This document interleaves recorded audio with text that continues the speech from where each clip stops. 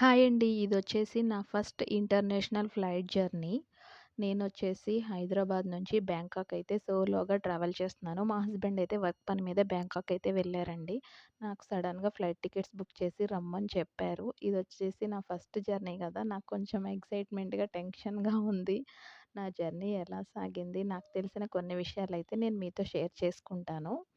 ఇదొచ్చేసి Rajiv Gandhi international airport అండి Hyderabad. First ఇలా మనం ఎంటర్ అవ్వంగానే బ్లాక్స్ ఉంటాయనమాట. దాంట్లో మనం ఏ ఫ్లైట్ బుక్ చేసుకున్నామో చూసుకోవాలి. ఇండిగోనా, స్పైస్ జెట్టా ఏంటా అనేది. నెక్స్ట్ వచ్చేసి మన లగేజ్ అనేది ఇలా ర్యాప్ చేస్తారు. అంటే ట్రాలీస్ బెల్ట్ మీదకొచ్చేస్తాయి కదా! ఎలా పడితే అలా పడేస్తే కొంచెం డ్యామేజ్ అవుతాయని ఇలా ర్యాప్ చేస్తారు. కావాలంటే చేపించుకోవచ్చు. లేకపోతే లేదు. మన ఇష్టం అది. నెక్స్ట్ వచ్చేసి ఇలా డిస్‌ప్లే బోర్డ్స్ ఉంటాయండి. మన ఫ్లైట్ టైమింగ్స్ ఏంటి అనేది చూసుకోవచ్చు. ఫస్ట్ ప్రాసెస్ వచ్చేసి మనకి చెక్ ఇన్. ఇలా మన లగేజ్ వెయిట్ చెక్ చేసేసి బోర్డింగ్ పాస్ అనేది మనకిస్తారనమాట. ఇలా మనం అలా అయినా చేసుకోవచ్చు. లేకపోతే ఇలా కియోస్క్ మిషన్స్ అనేవి ఉంటాయండి. సెల్ఫ్‌గా అయినా మనం చెక్ ఇన్ చేసుకోవచ్చు. మనం ఇంటర్నేషనల్ జర్నీ చేస్తే గనక మనకి క్యాష్ ఏమన్నా కావాలంటే ఇలా ఎక్స్‌చేంజ్ ఉంటాయి. నేనొచ్చేసి బ్యాంకాక్ వెళ్తున్నాను కాబట్టి థాయ్ బాట్స్ అయితే తీసుకున్నాను. 1000 థాయ్ బాట్స్‌కి వాళ్ళు మనకి 3200 అయితే చార్జ్ చేశారు. ఎయిర్‌పోర్ట్‌లో అయితే కొంచెం కాస్ట్ ఎక్కువే ఉంటుంది. నెక్స్ట్ వచ్చేసి ఇమిగ్రేషన్ ప్రాసెస్ అండి. ఇది ఓన్లీ ఇంటర్నేషనల్ జర్నీస్‌కే ఉంటుంది. మనకి ఇమిగ్రేషన్ కంప్లీట్ అయిపోతే మన పాస్‌పోర్ట్ మీద మనకి ఒకసారి స్టాంప్ ఏస్తారనమాట. నెక్స్ట్ మన పర్సనల్‌గా మనని చెక్ చేస్తారు. అలాగే మనం ఏదైతే లగేజ్ తీసుకెళ్తున్నామో ఆ లగేజ్‌ని కూడా ఇలా చెక్ చేస్తారు. ఎలక్ట్రానిక్స్‌వి ఏమైనా ఉంటే ఇలా ట్రేస్‌లో పెట్టాలనమాట. చెక్ చేస్తారు ప్రతీదీ. అప్పటితో మన ప్రాసెస్ అనేది మొత్తం కంప్లీట్ అయిపోతుంది. పైన ఇలా మనకి షాప్స్ ఉంటాయన్నమాట. ఇలా హైదరాబాద్ డ్యూటీ ఫ్రీ షాప్స్ ఉన్నాయి కదా! ఇక్కడ మనం షాపింగ్ చేసుకోవచ్చు. ఇక్కడ షాప్ చేసిందేది కూడా మనకి వెయిట్ ఏమి కన్సిడర్ చేయరు. అలౌ చేస్తారు ఫ్లైట్‌లో. ఏదైనా టాక్స్ ఫ్రీ ఉంటుందనమాట. ఇలా మనకి బేకరీస్ కూడా ఉంటాయి. మనం ఏదైనా కెఫేస్ ఉంటాయి. మనం ఏదైనా తీసుకోవాలనుకున్న ఫుడ్డు అది తీసుకోవచ్చు. నెక్స్ట్ వచ్చేసేసి నేనైతే నా ఫ్లైట్ నంబర్ దగ్గరికైతే వెళ్తున్నానండి. మన బోర్డింగ్ పాస్ మీద వచ్చేస్తుందనమాట. మన ఫ్లైట్ ఏ గేట్ నంబర్‌కి అనేది. ఇలా మనకి ఏరో మార్క్స్ ఏసి ఉంటాయి ఎక్కడికక్కడే. మనం వాటిల్ని చూసుకుంటా వెళ్ళిపోవచ్చు.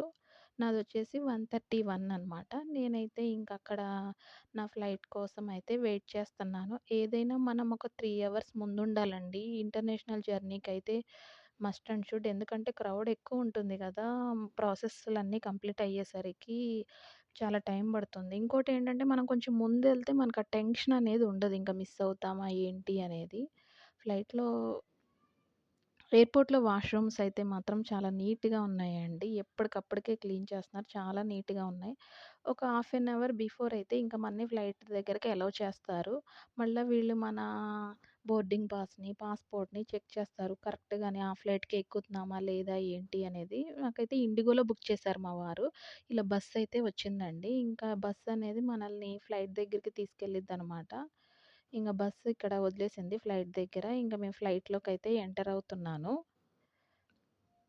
ఇలా మనకి ఫ్లైట్‌లోకి ఎంటర్ అవ్వంగానే ఎలా ఉంటుందంటే, మనకి పైన లగేజ్ పెట్టుకోవడానికి అయితే ఉంటుంది. డోర్స్ కూడా క్లోజ్ అయిపోతాయన్నమాట. మన బ్యాగ్స్ ఏమన్నా ఉంటే పైన పెట్టేసుకోవచ్చు.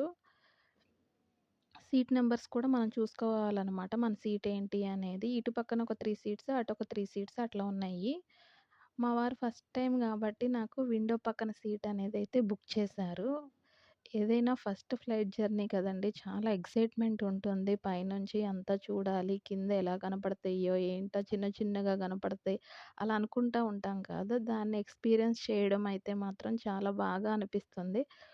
ఎవరైనా కూడా కొంచెం ఫస్ట్ టైమ్ జర్నీ చేసేటప్పుడు విండో పక్కన చేసుకుంటే అయితే మాత్రం చాలా బావుంటుంది. మా ఫ్లైట్ అయితే టేక్ ఆఫ్ అవుతుంది. నాకైతే జెయింట్ వీల్ మనం అప్‌కెళ్ళినప్పుడు ఎలా అనిపిచ్చిందో అట్లా అనిపిచ్చిందనమాట. కొంచెం కళ్ళు తిరిగినట్టు అట్లా అనిపించింది. చిన్న చిన్నగా లైట్స్ అలా కనపడతా ఉన్నాయి. మా హస్బెండ్ అయితే నాకు ఫుడ్ ఆర్డర్ చేశారు. శాండ్‌విచ్ ఒకటి, బేవరేజ్. నాకైతే అసలు టేస్ట్ నచ్చలేదు. నెక్స్ట్ వచ్చేసి ఇది ఎర్లీ మార్నింగ్ వ్యూ అనమాట ఫ్లైట్‌లో. నేనైతే వీడియో తీసుకున్నాను. చాలా బావుంది. నా ఫ్లైట్ వచ్చేసి ఎర్లీ మార్నింగ్ 4:00 నేను బ్యాంకాక్‌లో 8:30కి అలా రీచ్ అయ్యాను. వ్యూ చాలా చాలా బావుందండి. నాకైతే అస్సలు నిద్ర రాలేదు. ఎలా కనపడతాయి? ఏంటి? చూద్దాము అని.